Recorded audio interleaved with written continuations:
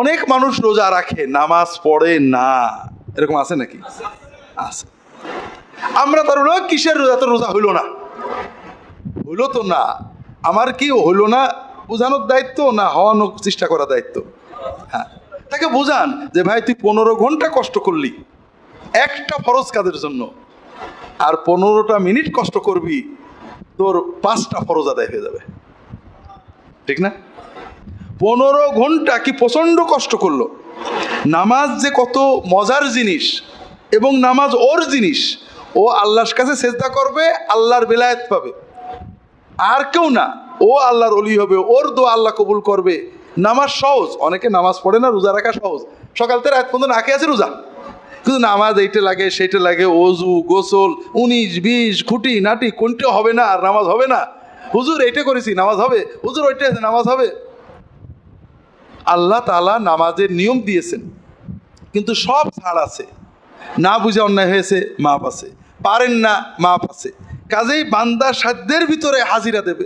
ঠিক আছে, তুমি সূরা কেরাত জানো না, রমজানে শিখতে থাকো, শুধু নামাজে দাঁড়াই থাকবা, কিচ্ছু পড়বা না, তাতেও তুমি 16 আনা সওয়াব পেয়ে যাবা। তাকে শেখাতে হবে। কাজেই আমরা রমাদানে চেষ্টা করব আমাদের আশেপাশের ভাইরা যারা আছে তারা যদি জান্নাতে যান, তাহলে তো আমাদের জান্নাতের সুবিধাগুলো কমে যাবে, ঠিক না? জায়গা কম পড়ে যাবে না?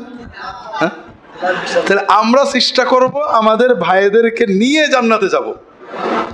তারা যদি নাও শোনেন আমার কথা, 5 বার বলবো। একজন বলছে হুজুর, একজনের অনেক বললাম নামাজের কথা, তার একই কথা, হুজুর যতই বুঝান আমি নামাজ পড়বো না। তাই বললাম তার পা ধরায় ধরবেন যে ভাই অন্তত একবার মসজিদে চল, আমার খুব নিয়ত যে তোকে মসজিদে নিয়ে আমি আল্লাহর কাছে একটু সওয়াব নেব, ভাই আমার বঞ্চিত করিস নে। বলতে থাকেন বলতে থাকেন, আসবে ইনশাআল্লাহ। নামাজটা যে তার, আমার না, সে নামাজ পড়লে আমার কোনো লাভ নেই, তার লাভ, এটা যখন সে বুঝবে নামাজটা পড়বে। দ্বিতীয় হলো ভাইরা, রোজা রাখা মানে, আমরা যারা রোজা রাখি না তাদের কথা বললাম, তাদের দাওয়াত দিতে হবে। রোজা রাখেন, নামাজ পড়ে না, দাওয়াত দিতে হবে। রাগ করে না, আদর করে বুঝায়। আমরা যারা রোজা রাখি, রোজা মানে কি? আমরা মনে করি রোজা মানে নেগেটিভ, চুপ করে না খেয়ে না দিয়ে বসে থাকা।